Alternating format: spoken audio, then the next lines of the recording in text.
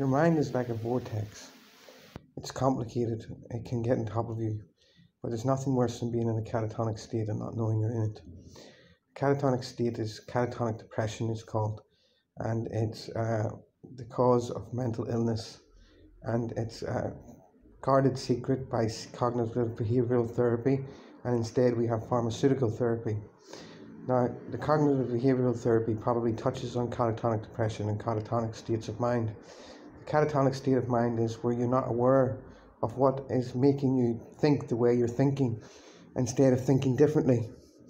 Instead of thinking non-negative thoughts and thinking positive thoughts and happy things, and that you are happy. And we're going to touch on happiness later as the third thing.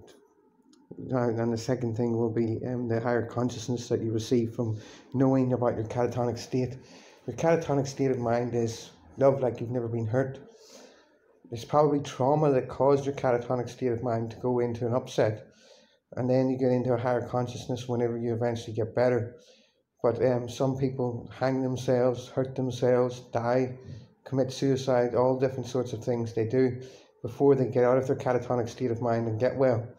And it's a sad part of the reality that if you want to get well, you really need to get well, you really need to get out of the catatonic state of mind.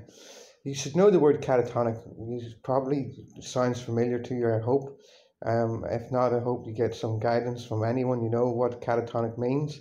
A catatonic state of mind is very important to get yourself out of if you want to receive a higher level of consciousness, to be able to know yourself as well. Now, keyboard warriors are an example of people in a catatonic state of mind that are depressed and unwell, according to doctors, for pharmaceutical treatment, but CBT therapy would see you as treatable, whereas the pharmacy knows that their drugs don't work, but they still treat you anyway. So the catatonic state of mind is a very important thing to learn about, and I would recommend that you ask me any questions you want about it. If you want to know if you have a particular question, I would be able to explain the catatonic state of mind better to you if you have a particular question than anything else.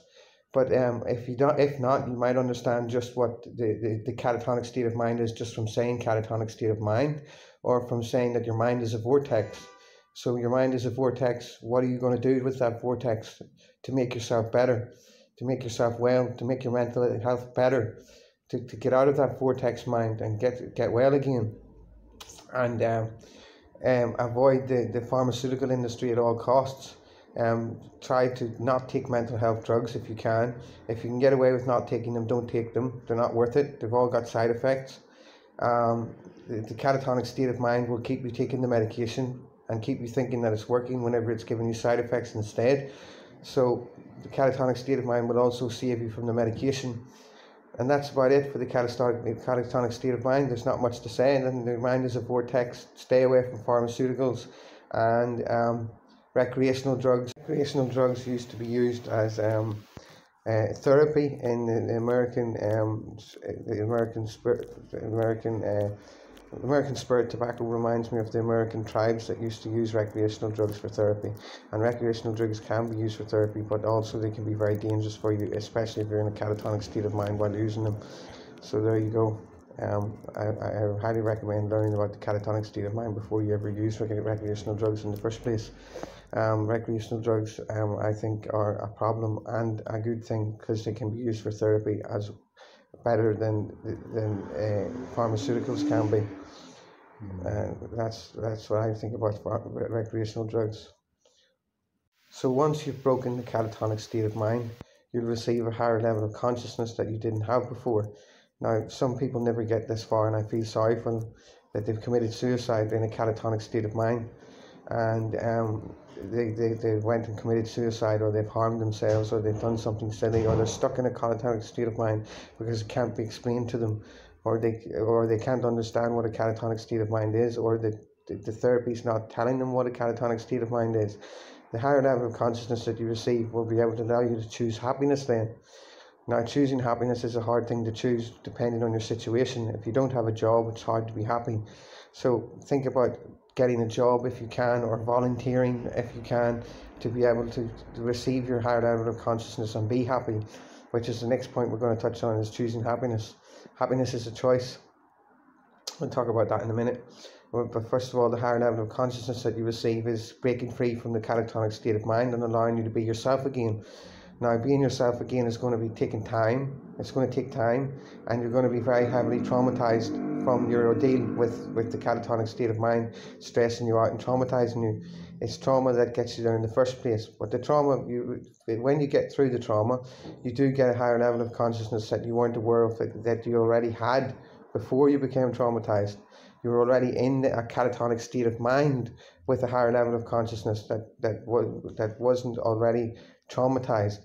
Now, if you want to save someone from suicide as well, I highly recommend you tell them about this video or the blog on my website about keyboard warriors and stuff and mental health problems. This video will always pop up in my blog whenever I talk about mental health problems. The higher level of consciousness is a thing that I didn't even know existed, and I'm able to be myself again. But I'm heavily traumatized, but I'm better and I'm well after getting through the catatonic state of mind. The catatonic state of mind was making me resist things that I wouldn't usually resist, that I would usually face head on with no delinquency or no complications, just easily do it and get over and done with, and that's it. And I was avoiding and resisting things that I would easily do without the catatonic state of mind. So the higher level of consciousness is possible even if you have been traumatized. So good luck with that higher consciousness, and then we'll move on to the next point. Habit that we're going to talk about is that happiness is a choice, that you have to choose happiness, especially if you've been traumatized. If you've been traumatized, choosing happiness is the only way to choose is to be happy. Now, being happy is a choice in the first place. You chose to be happy when you were younger, and you chose to be happy all the time, and you were in a catatonic state of mind, I guess, until I taught you how to get out of it. Basically, what you want to do is choose happiness then. Once you've got where you need to be with your catatonic state of mind and your higher level of consciousness, your next step is to choose happiness. Choose happiness always, and choose to say positive things, because negative things just burden you and make you feel horrible and make you feel like you're a wicked person or you're a horrible person or you're not the person that you need to be. Most people should be the same. I don't think any wicked person feels good about themselves, especially when they end up in prison and stuff. So basically, what I would say is that what you want to do is to choose happiness. Choosing happiness is an important part of breaking your catatonic state of mind and going into a higher level of consciousness, to choose the happiness that you deserve. You deserve to be happy because you only live once, and you only live this one life. That you don't know why you're alive, you don't know why you're here, you don't know why you're doing it, what you're doing, but you do deserve to break your catatonic state of mind, your high levels of consciousness, and end up choosing happiness anyway, because that's what you deserve to be able to do. Thinking of the people that lost their lives and didn't break the catatonic state of mind is sad, because who knew this knowledge before, and why isn't Google supplying the knowledge to the people Googling for mental health problems? I don't know. I hope they rank me. 3 habits for breaking mental illness. It really is true that these 3 habits will help you to break mental illness. I broke mental illness. The doctor said I'm getting better. That's the main thing, is that she even recognizes that I'm getting better. It's because she knows by how my behavior is and how I'm speaking to her. And you need to think about this for a minute, that basically I was very unwell. I was totally in a catatonic state of mind. I was refusing to do things I would usually do, and I wasn't choosing happiness. And now I choose happiness. I'm happy again. So good luck with your venture on breaking the mental health curse and getting out of it without harming yourself or anything. And I hope you never will harm yourself, and I hope you would never commit suicide or anything. And if you have any questions about this video, please do ask me. So just to note that the catatonic state of mind could be explained as delirium.